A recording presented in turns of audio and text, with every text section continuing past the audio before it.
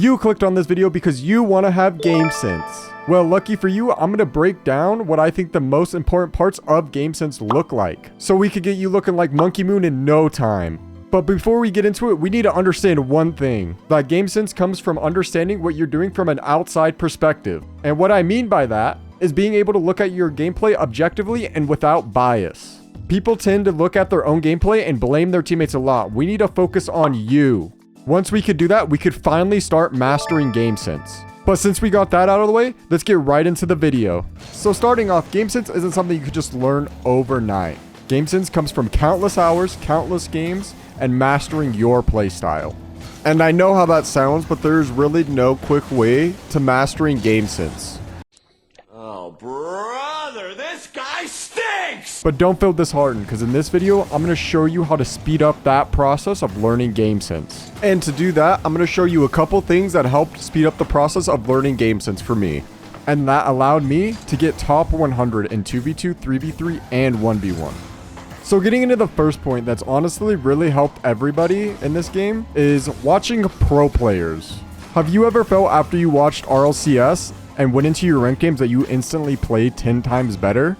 Well, that's not a coincidence, because what you're doing is when you watch those pro players, you analyze their tendencies and what they do in certain situations, and what your subconscious does is it puts it into your own gameplay. But the only problem with that is that you're doing it subconsciously, so you're not going to retain the info that you need to help you improve faster. So what I would recommend is that when you watch these pro players play RLCS or 2v2 or any game mode in general, take notes of what these pro players are doing differently from you to win their games and apply that to your own gameplay. And once you start doing that, you'll start thinking smarter, playing better, and winning more games in general. I used to do this a lot when I was around Champ 2 all the way up until I was GC3, and I still even do it now. There's a reason why they're pro players, so take advantage of what you're seeing on your screen. But before we get into our next point to help you improve, I would like to say that 98% of people watching this video aren't subscribed, so I'd really appreciate if you could subscribe and hit that notification bell. It would help me out a lot, and you get the latest and newest advice on how to improve. But with that, let's move on to our second point of the video. So the second point that I would like to bring up to help you guys improve on your Gamesense would be calming your own gameplay out loud. I know it sounds ridiculous, but it really helps. When you start talking about what you're doing in game, it helps you recognize your mistakes a lot more, and it just makes you actively think about what you're doing in the moment. And when you do make a mistake, your brain will remember it better because you actively were seeing it, rather than your subconscious seeing it and actively putting it in the back of your mind and acting like it never even happened. And honestly, this is a cheat code because I've done this in my games and it helps out tremendously. And it's actually helped me lose less elo because I recognize what I'm doing wrong sooner than if I would just be quiet and play my own game. This is one of the best tips I can give someone because it helps you improve so much faster. But moving on to the third point. The third point is just as important because it actually helps your mechanics too. So this third tip's going to be predicting the play before it happens. And this is an acquired skill. It's not going to come overnight. It takes practice to learn it, but once you get it down, you'll become a demon in these ranked queues. When you can get this down, your mechanics will become a lot more dangerous because you'll know what happens in the play and where to position, so you can be in the right spot at the right time. And this is one of the reasons why pros look so fast, is because they're predicting the play before it happens, so they're always in the right spot. So how I would recommend that you guys work on this is by either watching a replay, somebody else's replay, or trying to do it in-game. In-game is going to be harder because you're going to have to do it in the moment, and it takes a lot of active thinking, and it may cause you to lose some games at first because you are thinking too hard about it. So I'd recommend for a beginner to watch a pro's replay and try to predict what they do before they do it. And then once you get it wrong, think about why they did what they did and why your answer was wrong. Once you can start predicting the outcomes consistently, then I would recommend going in game and doing it. Once you start doing it in game, you will see the most improvement because that's when you really start to refine the skill. And if some of you are wondering what you should be predicting, you're going to be predicting how the play unfolds, your opponent's positioning and what they're going to do next, and where the ball is going to go. If you can get those 4 things down, you'll instantly rank up in no time. And to remember it better, for anybody that's below SSO, remember you want to be predictive, not reactive, especially if you're trying to work on this skill in game. But one thing that I will say is not to overdo it, which leads us into our next point. And our next point is instincts. Instincts are the most important part of your game for Gamesense because it allows you to play the fastest Rocket League you can play. Everything you learn in Gamesense will go into your instincts. It is your one-all, be-all. Every high-level player uses their instincts. Even pros in RLCS use their instincts. Especially in RLCS because they don't have time to sit around and think about all the different possible options that can happen. So what they do is they put all of their Gamesense into instincts and let their instincts do it for them.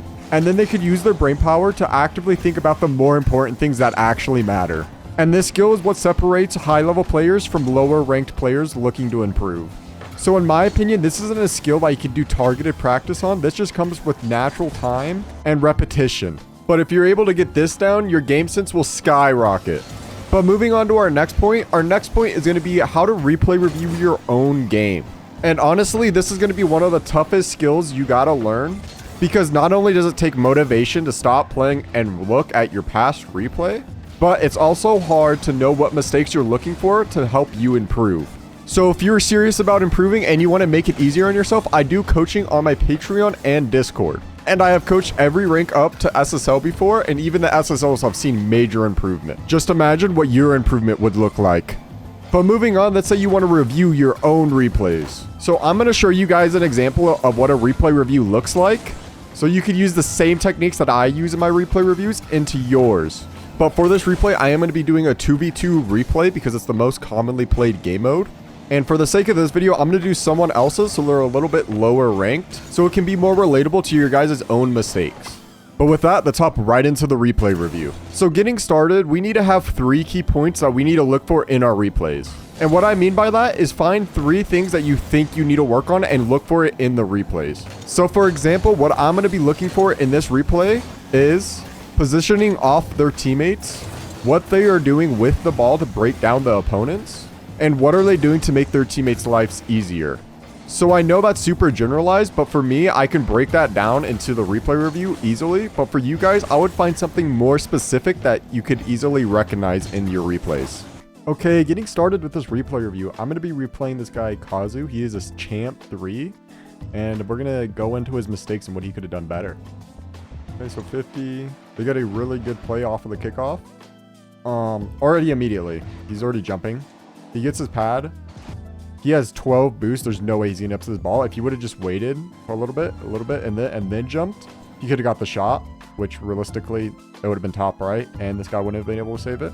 Now nothing happened, and now they're counterattacking immediately, which this should be a goal. Yeah, immediately, this is a goal. I think already huge mistake right here. First of all, he didn't go for this boost. We should recognize that these guys aren't scoring off of this. It got hit to the corner. So he's safe to go for this boost over here. And, you know, reset, grab the boost, and then look for demos in the midfield to clear pressure. But these guys literally missed the open net, and it got hit to the corner where they are no longer threatening and they can no longer score. So he should let his teammate take charge, and then he needs to go for boost. But what he does is now he hits this across the net, which in return passes it to the opponent and gives this guy a free shot. Which he doesn't go because champ 3 mistakes. But let's see what happens to him after this. So he follows up. Arguably, his teammate should be taking it here. His teammate has more boost. Okay. Again, he touches the ball away from himself when he has no boost. Again, it's a rough touch, but he kind of threw it away and didn't really get a good 50. Leaves his teammate in a 1v1. Okay, immediately. The idea to go for a bump here isn't bad, but what we need to recognize here is we need to be watching our teammate the entire time to see if he actually gets a threatening shot or a threatening like carry or air dribble before we go for this bump.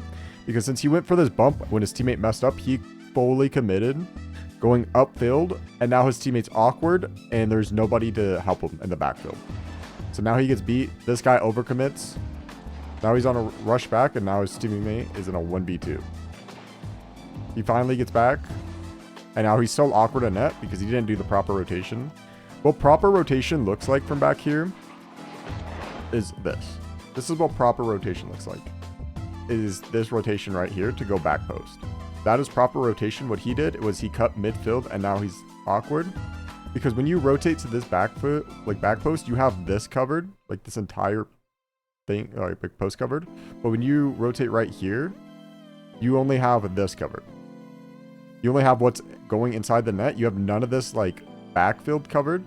So they could honestly, if these guys were smart, this ball's going to go up here. This guy's going to pass it down mid. And then if this guy's here, it's just a free shot on net because he just can't react to it.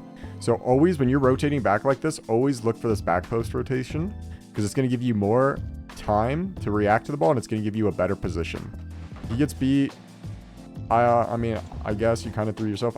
If you're going to go that far, at least grab the boost. What I don't like here is him hitting it away. Again, we're just giving the ball possession to the other team immediately. Just throws it away, which gives that guy 100 boost and a free ball up the wall. Rather, if he would have just took his time and controlled it because no one was challenging.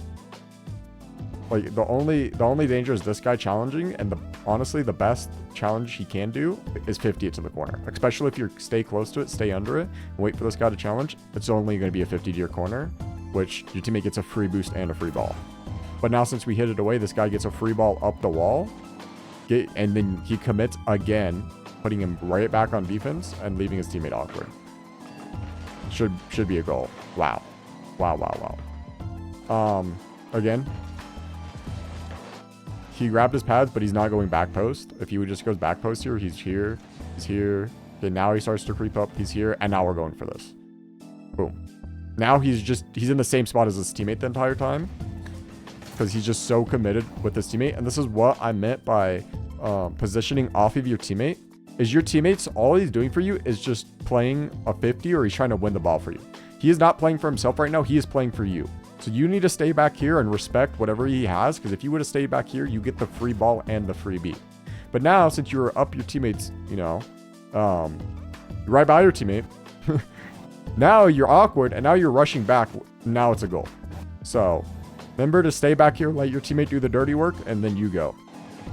Again, we are making ourselves entirely awkward. So I like how he goes out for this pad, but grab these pads and filter back. Because if he's back here, this entire awkwardness doesn't happen where he's looping through the net like this. But he's constantly looping through the net. So every time you need to like get boost, grab like these pads and then go back and play your safety. Because right now what he's doing is he's grabbing this boost, looping, doing a whole bunch of loops. And realistically, if this ball gets shot in this corner, he's not going to save it. If it gets shot up here, any top net shot is realistically going in his net because he has no momentum. But if you go back here and go back here and back here, you have this entire lane of momentum to save the ball. He's giving himself no momentum and he's killing himself in the one spot. Which, if they get a good shot on here, it's probably a goal. Because look how awkward he is. He's behind the play again. He is facing the wrong side. And imagine if he did this rotate back, he is now facing the ball. He is facing the ball now, and now he is going for this ball. He should be going for this ball right now. This is his ball. But now since he's backward, he can't go, and his teammate's also backwards. So now this guy probably is going to have to 50 it out, and is probably going to go to this guy. Oh, yep. Yeah. Okay. Realistically, if this guy's a better player, he's shooting it not at this guy, but you can see the point. That was almost a goal for no reason. Okay, get the boost, So what I would have done here is I would have waited. I would have actually probably not been on the outside of the ball. I would have crept up like this, waited for this guy, and then I'm flipping the ball into the wall because immediately this guy's committing. His last back is going back for boost. So if you just get a quick tap around this guy, you are now in an isolated 1v1 with this guy and you have infinite space. You could bump and leave it for your teammate. You could flick it over him. You could go for an air dribble bump. You could go for anything. But even still, he does get it past one, and if you watch, that leaves an isolated 1v1, which still is dangerous. This guy just turned back. He forfeited all of this middle space. So now, what is that? Shot man DG has to do is put a good shot on net, which honestly, what it's looking like here is he did not put on a good shot. But even still, this beat is still good. But the better one would have been hitting it around, because now you leave this guy in a 2v1 instead of a 1v1. Because in a 2v1, you could be dribbling here, and your teammate just goes for the demo. And as soon as he goes for the demo, he has two options. He either has to go back or he has to challenge you. And either one leaves him vulnerable to a flick. But this guy pops it, makes it really readable because he gets a bad pop and limits himself down to one option and takes it 50 when that should have been a goal. Okay, let's see what happens. This guy... Okay, what I don't like is I like the break here, But he needs to be taking this 50 head on, because if he takes this 50 right here, guess where the ball's going? To his teammate. So instead of, you know, taking the ball at a losing angle, take it at a winning angle where you're going to pinch it to your teammate. Because now he just hit it to the wall, where now he has to refollow, which is fine because this guy wasn't really playing the best second man. So, I mean, it works out, but the better 50 would have been able to, or would be sending it out there. But now he gets a solo play. Okay, moving on to our, or not moving on, but going on to our next point of breaking down our opponents with our mechanics. Right here, this guy is just going for a flip reset just to go for a flip reset. I get that he tries to go for the bump, which is good. But if we would have just, you know, not gone up the wall, look at this. This is a mechanic. Wow, you hear this guy flip back? Wow, this guy fake shelled. I'm hitting this. I'm letting this come down. And now I'm taking a dribble, taking a dribble, taking a dribble. Now look at this. Either I could pass it to my teammate could go demo, or I just take a, you know, if I'm confident, I could just take a flick in the net. Rather, he goes for like an aerial mech with minimal boost, and now they don't score off of it. And if we come over here, this still should have been a goal, because if, you know, if this guy was playing the proper second man, which the proper second man would be right here, right here, right here, right here. I mean, you would have to dodge the demo, of course, but this guy's coming in like a rocket. But back here, back here, back here, back here, we're going. It's a shot. It's a shot on net. So it's really learning that second man positioning that's going to win your guys' twos games. Okay. I don't hate the idea of closing the space, but he needs to get boost while doing it. So grab this, then go back in, then go back in, and then go back in. Right here, honestly, I would go right here for this boost, then turn in, and then see, okay, what's happening? My teammate's going, okay, I'm going to oblige to go back for this boost. And now I'm turning, I'm going for the ball. We're 15. It's on their side of the field. Rather than going for this back boost, and this 50 looks like it's going to get hit out there. Maybe over there, if this guy beats him, which it doesn't look like. But two options for in my head is it's going to go back somewhere in this vicinity, or he's going to get beat. Yeah. Okay, perfect. A perfect scenario. I don't know what he did. Okay, this guy misses.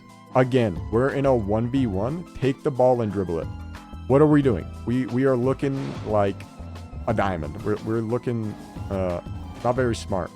We need to literally stay on the ground, take a dribble, take a dribble, take a dribble. This is what I mean about making your mechs dangerous and breaking down your opponents, is if this guy just stays on the ground and stays by the ball, he's threatening a shot, so this guy can't go.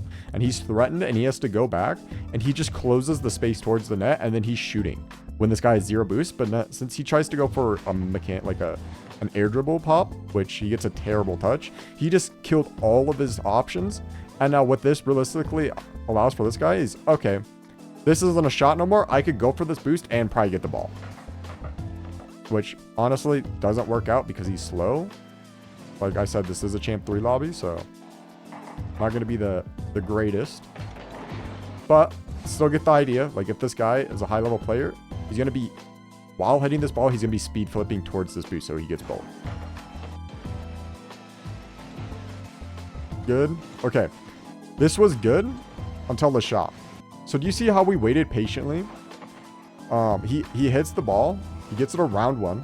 So he runs out of the play. Now it is a 1v1. I would have said he should have waited a little bit longer until the ball was like here. Because now it's a way easier shot to go for and hit a banger.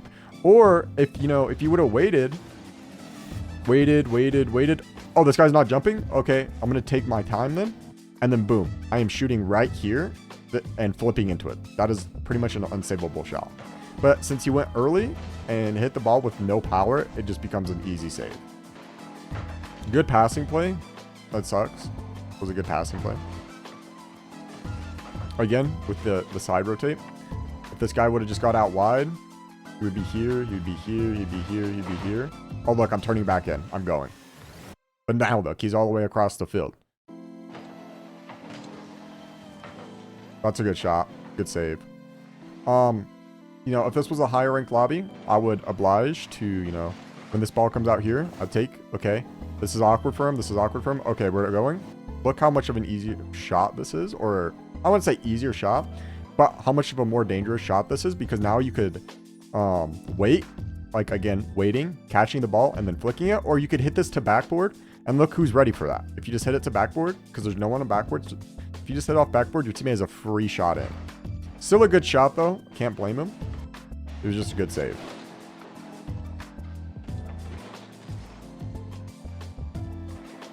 Okay, wow, we got a double pop reset, but what did it accomplish? This is what I mean about what are you doing that's actually breaking down your opponents. If this is in my shoes, I'm waiting for an extra second for this ball to drop, then I'm getting a control touch out, then I'm air dribbling it. I'm not doing this whole bunch of fancy stuff because realistically, they know you don't have anything. So look, they're just waiting. Now they let you do your dumb play, and now they're back on offense. And look, wow, your mechs did a whole bunch of nothing. So either if you're confident in your air mechanics, like this guy is, take an extra touch it towards the net, and then air dribble it, then get your flip reset. Because now your flip reset's on the net, and now it's dangerous where it forces these guys to jump. But since you got a flip reset, and now you're just taking it to their corner, these guys don't have to do anything. And now you just left your teammate in a 1v2.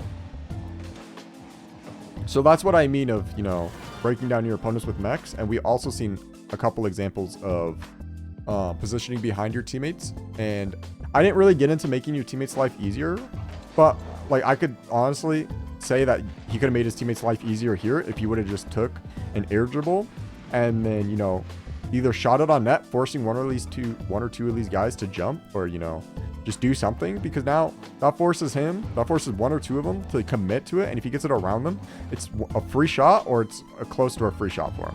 Or earlier, I was talking about how he could have hit it off the back wall for his teammate for a double. That's also making your teammate's life easier.